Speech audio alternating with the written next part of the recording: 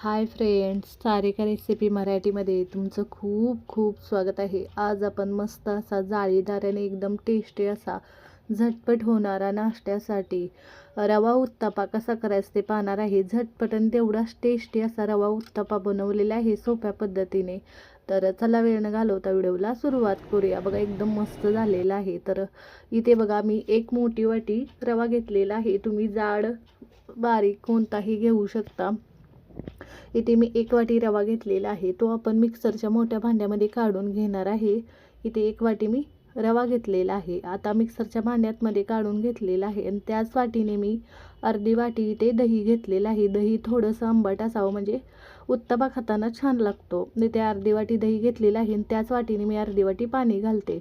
इथे आपल्याला हे बॅटर जास्त पातळ बनवायचं नाही, जसं आपले इडलीचं बॅटर असतं तसं आपल्याला बनवून घ्यायचं आहे.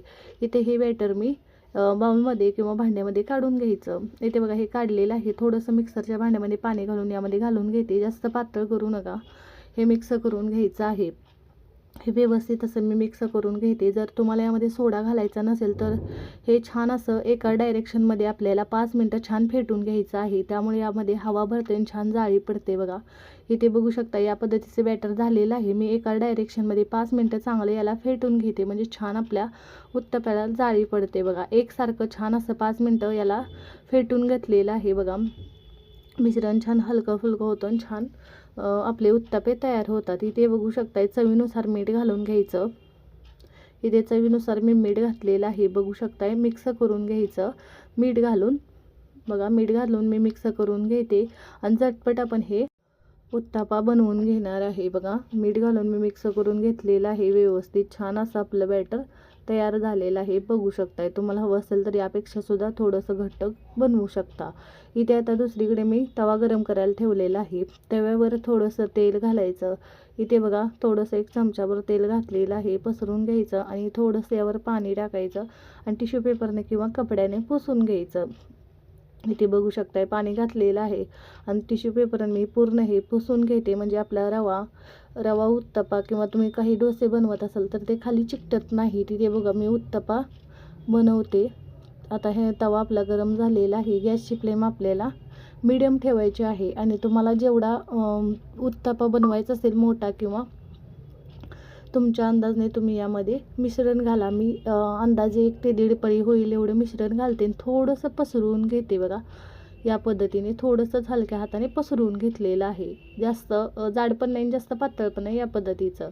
इथे बघू शकता याला छान जाळी पडते. बघा हे थोडंसं आता यावर बारीक चिरलेला कांदा, टोमॅटो, हिरवी मिरची, कोथिंबीर घालून घ्यायची. थोडंसं हे कच्चा हे तोपर्यंतच घालायचं, म्हणजे ते छान चिकटून राहतं आणि छान परतलं जातं. बघा इथे मी बारीक चिरलेला कांदा घालून घेते, त्यानंतर टोमॅटो घालून घेते. तुमच्या आवडीनुसार तुम्ही भाज्या किंवा घालू शकता. इथे बघू शकताय मी हिरवी मिरची आणि कोथिंबीर पण घालून घेते आणि साईडनं थोडंसं तेल घालून घ्यायचं आहे आपल्याला 1 चमचाभर आणि याला झाकण ठेवून छान असं आपल्याला याला चांगलं भाजून घ्यायचं आहे. इथे बघू शकता कोथिंबीर घातलेली आहे. थोडंसं तेल पण मी सोडून घेते साईडने याच्या आणि याला झाकण ठेवून मी चांगलं याला भाजून घेणार आहे. बघा झाकण ठेवल्यामुळं छान असं वरच्या साईडने हे भाजलं जातं. बघा इथं बघा थोड्या वेळानंतर 3 ते 4 मिनटानंतर हे छान असं वरच्या साईडने पण चांगलं भाजलेलं आहे. बघा थोडंसं तेल घालून घेते मी आणि पलटी करून मी दुसऱ्या साईडनं पण हे भाजून घेते. बघा छान असं बघा एकदम चविष्ट असं उत्तपा तयार होतं. बघा मस्त. आता खालच्या साईडने पण मी असा चांगला भाजून घेतलेला आहे. मी काढून घेते, दुसरा पण त्याच पद्धतीने बनवून घेते. बघा मस्त झालेला आहे झटपट. दुसरा पण मी घालून घेते. तुमच्या आवडीनुसार तुम्ही बनवू शकता उत्तपे. इथे बघू शकता थोडासा मी पसरून घेते हलकासा. तुम्हाला हवा असेल तर तुम्ही जास्त जाड ठेवू शकता. या पद्धतीने मी पसरून घेतला आहे आणि यावर पण मी कांदा, टोमॅटो, मिरची, कोथिंबीर घालून घेते. तुमच्या आवडीनुसार भाज्या घाला. छान असं बघा झटपट लवकर घालायचं, म्हणजे ते पटकन असं चिकटलं जातं याला. छान असं इथे टोमॅटो घालून घेते, हिरवी मिरची, कोथिंबीर आणि हा पण छान असा आपल्याला भाजून घ्यायचा आहे. याच्या साईडने पण मी थोडंसं तेल घालून झाकण ठेवून मी हा पण दोन्ही साईडने छान असा भाजून घेणार आहे. इथे बघू शकताय कोथिंबीर पण मी घातलेली आहे. छान उत्तापे बनले जातात बघा. तुम्हाला नाश्त्याला तेच तेच खाऊन कंटाळा आला असेल तर या पद्धतीचे तुम्ही उत्तापे बनवून बघा, छान होतात बघा, मस्त एकदम टेस्टी. हा पण मी झाकण ठेवून छान असा शिजवून घेते. इथे बघू शकता हा पण चांगला भाजलेला आहे. मस्त दुसऱ्या साईडने हा मी छान असा भाजून घेते बघा. मस्त तयार होतात बघा आणि झटपट बघा तयार होतात.